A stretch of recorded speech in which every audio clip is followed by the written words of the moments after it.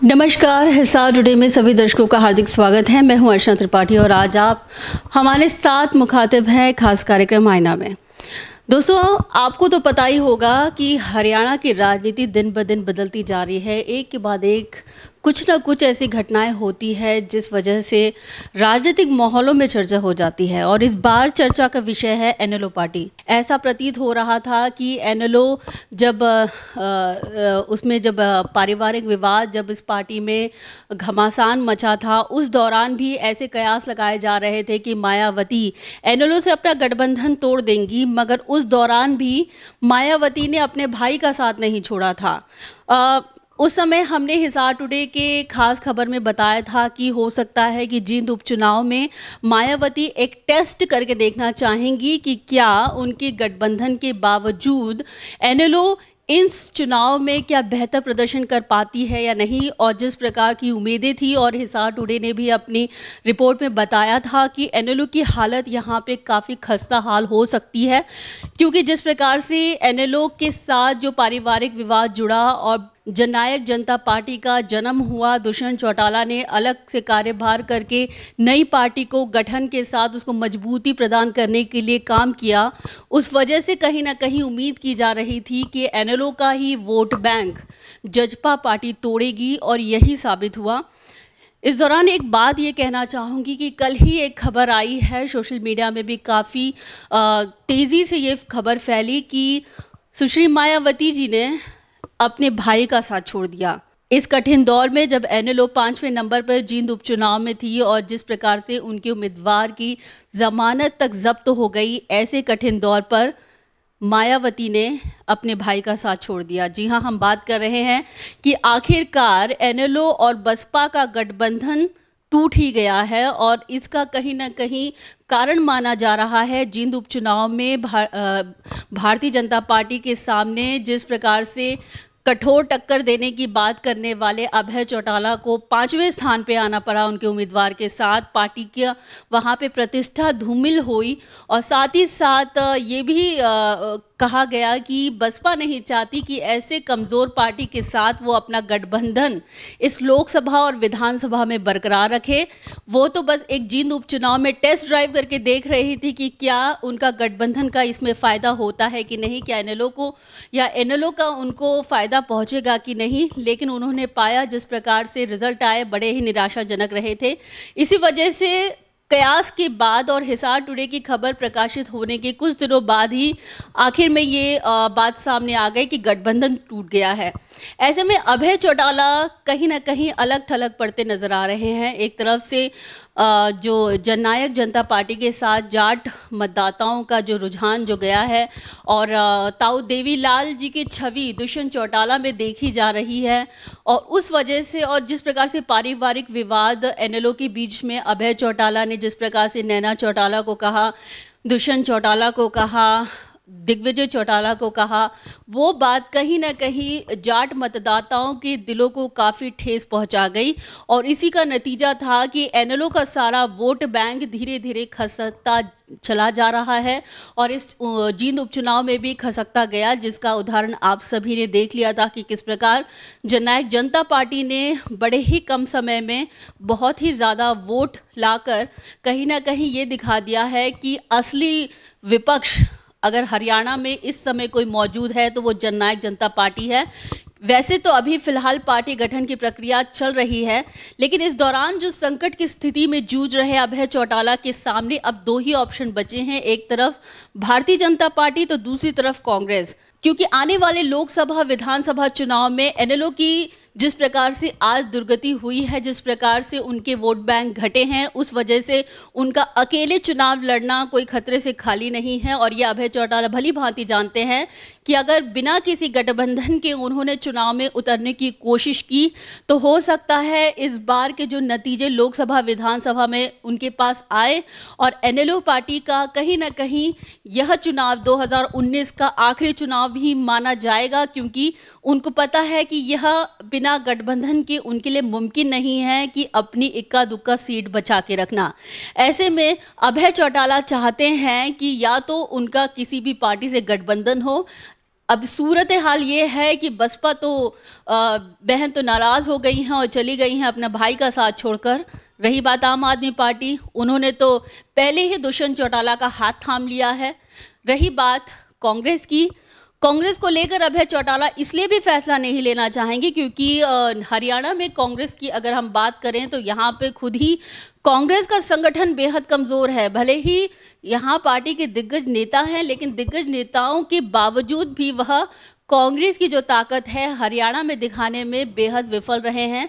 सब अपने ही सत्ता के लिए है, अपने ही पावर के लिए लड़ रहे हैं, लेकिन पार्टी को बचाने के लिए, पार्टी की मजबूत स्थिति को हरियाणा में लाने के लिए कोई भी कांग्रेस का नेता उतनी तत्परता से और जुझारूपन से काम नहीं कर रहा है। इक्का दुक्का नेताओं को छोड़कर अक्सर यही देखा गया है। इस जींद उपचुनाव में भी आपने देखा होगा कि कांटा निकल गया, ये शब्द आज भी लोगों के जहन में एक पॉइंट पिंच करके चुभता है और हमेशा ये याद दिलाता है कि किसका कांटा निकला, कौन कांटा निकालना चाहता था। यानी कि कांग्रेस में सत्ता की लड़ाई ऐसी है कि यह कोई भी जो कांग्रेस की दिग्गज नेता है किसी को भी एक दूसरे के ऊपर और एक दूसरे से सर्वश्रेष्ठ होने नहीं देना चाहते। इसीलिए हरियाणा में कांग्रेस की स्थिति बेहद कमज़ोर आंकी जा रही है। कांग्रेस को अगर अपनी सीट बचानी है तो अपने खुद के ही नेता जो हैं उनको अपने खुद के ही बलबूते वो अपनी सीट जीत सकते हैं। कांग्रेस के संगठनात्मक ताकत को लेकर या अन्य नेताओं की साथ को लेकर अगर वह सोचें कि वह चुनाव जीत सकती है कांग्रेस, तो यह कहना मूर्खता होगी। इसीलिए हो सकता है कि अभय चौटाला ऐसे कमज़ोर संगठन में जाने का बिल्कुल भी मन ना करें। दूसरा उनके पास ऑप्शन है भारतीय जनता पार्टी। भारतीय जनता पार्टी आपको पता है सत्ता में है, काफ़ी अच्छे कार्य कर रही है। ईमानदार और पारदर्शी छवि के कारण कहीं ना कहीं मतदाताओं में भी उनके प्रति एक अलग ही छवि पैदा हो चुकी है। रही बात इस बार जो नौकरी जिस प्रकार से सरकार ने दी पूरे पारदर्शी तरीके से, बिना पर्ची बिना खर्ची के, उसने मतदाताओं के सामने भारतीय जनता पार्टी की एक अलग इमेज खड़ी कर दी है। और ये बात सभी जानते हैं कि इसका जींद उपचुनाव में बहुत बड़ा फायदा भारतीय जनता पार्टी को हुआ था। अब अभय चौटाला चाहते हैं कि जिस प्रकार से चौटाला परिवार की ताऊ देवीलाल की जो छवि पूरे हरियाणा में रही है, उनकी जो पावर, उनका एक अलग ही रुतबा रहा है, वो नहीं चाहते हैं कि उनका रुतबा खोए। इसीलिए हो सकता है कि वह भारतीय जनता पार्टी से हाथ मिलाएं या गठबंधन के लिए प्रयास करें। और अगर बीजेपी के साथ वह गठबंधन के लिए जाते हैं, क्योंकि जा इसलिए भी सकते हैं क्योंकि पहले से ही माना जा रहा है कि अभय चौटाला के भारतीय जनता पार्टी के कई नेताओं से बहुत ही घरेलू अच्छे मधुर संबंध हैं। और ऐसे में पार्टी ये चाहेगी, एनएलओ पार्टी ये चाहेगी कि अगर जिनसे अच्छे और मधुर संबंध और जो सत्ता में ऑलरेडी बरकरार है और जिसके 2019 में आने के कयास भी लगाए जा रहे हैं, ऐसे में हो सकता है कि अगर बीजेपी के साथ एनएलओ अगर आ जाती है तो उसको फ़ायदा हो जाएगा। यही सोचकर अभय चौटाला भारतीय जनता पार्टी से संपर्क कर सकते हैं। और अगर ऐसा होता है तो भारतीय जनता पार्टी से वह लोकसभा की 2 सीटें और विधानसभा में 15 से 20 सीटों पे मान सकते हैं, क्योंकि एनएलओ ये जानती है कि जैसे जैसे लोकसभा और विधानसभा चुनाव करीब आएंगे, धीरे धीरे उनके पार्टी के ही नेता उनसे छटकते जाएंगे। क्योंकि एंड ऑफ द डे राजनीति यही होती है कि सत्ता की कुर्सी भैया सबको मिलनी चाहिए, और सत्ता की कुर्सी के लिए कोई कुछ भी करने को तैयार रहता है। दल बदल हो या बोलते हैं ना, दोस्त दुश्मन बन जाते हैं, दुश्मन दोस्त बन जाते हैं, सब कुछ मुमकिन हो जाता है राजनीति में। अगर अभय चौटाला बीजेपी के साथ हाथ मिलाते हैं तो अभय चौटाला को कुलदीप बिश्नोई का जो इतिहास है, जो उनके साथ हुआ है, उसको भी बखूबी ध्यान रखना बेहद ज़रूरी है। आपको भी पता है कि जब चुनाव हुए थे, कुलदीप बिश्नोई को आश्वासित किया था भारतीय जनता पार्टी ने कि आधे आधे सीटों पे चुनाव लड़ा जाएगा। और धीरे धीरे जैसे जैसे चुनाव नज़दीक आता रहा, कुलदीप बिश्नोई के साथ भारतीय जनता पार्टी ने जो वादे किए थे उसकी खिलाफत करते हुए सीटों का पैमाना और प्रमाण घटाते गए और कुलदीप बिश्नोई का इसको बहुत बुरा प्रभाव उनको पड़ा। उनका राजनीतिक करियर कहीं ना कहीं दांव पे लग गया और उन्होंने जिस प्रकार से वापस उन्हें कांग्रेस में जाना पड़ा, कहीं यही सूरत और यही हाल एनएलओ पार्टी का ना हो जाए, क्योंकि अभय चौटाला भली भांति जानते हैं। अक्सर ऐसा उदाहरण देखा गया है कि प्रादेशिक पार्टियां जो मिली हैं उनको या उनके साथ जिन्होंने गठबंधन बनाया है, कहीं ना कहीं एंड ऑफ द डे प्रादेशिक या क्षेत्रीय पार्टियां कमज़ोर हो जाती है और भारतीय जनता पार्टी अपना दबदबा बना लेती है। और इसीलिए अभय चौटाला के सामने एकमात्र भारतीय जनता पार्टी सहारा है। अगर भारतीय जनता पार्टी के साथ वो हाथ मिलाते हैं तो अब देखना यही होगा कि क्या लोकसभा की 2 सीटें और विधानसभा में 15 से 20 सीटों में भारतीय जनता पार्टी इन बातों को मानती है, या भारतीय जनता पार्टी अभय चौटाला का साथ ना देते खुद के दम पर ये चुनाव लड़े। ऐसे में अभय चौटाला के सामने मुसीबतें काफ़ी हैं। ऐसे में देखना होगा कि अभय चौटाला किस प्रकार से हरियाणा की सियासत में अपना अगला कदम उठाते हैं। अगर उन्होंने अपने पार्टी को बचाने के लिए कुछ सोचा है तो उन्हें इसका फैसला जल्द ही लेना होगा, क्योंकि यह वो जानते हैं समय बेहद कम बचा है, लोकसभा चुनाव के लिए समय बेहद कम बचा है। और ऐसे में उन्हें अपने पार्टी की तरफ से प्रबल लोगों को भी चुनाव में उतारना है, और जो नतीजे आएंगे वो विधानसभा चुनाव के परिणामों को फिक्स करेंगे। इसलिए लोकसभा चुनाव को अभय चौटाला को हल्के में नहीं लेना चाहिए।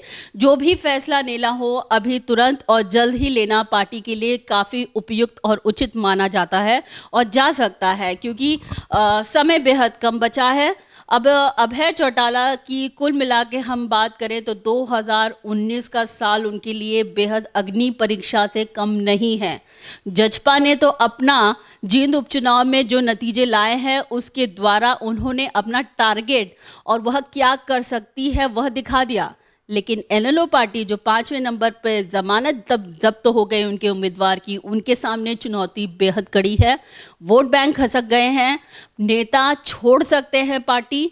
ऐसे में अभय चौटाला को अपने पार्टी को बचाने के लिए मशक्कत करनी पड़ सकती है। उनके सामने बेहद अग्नि परीक्षा है 2019 का चुनाव।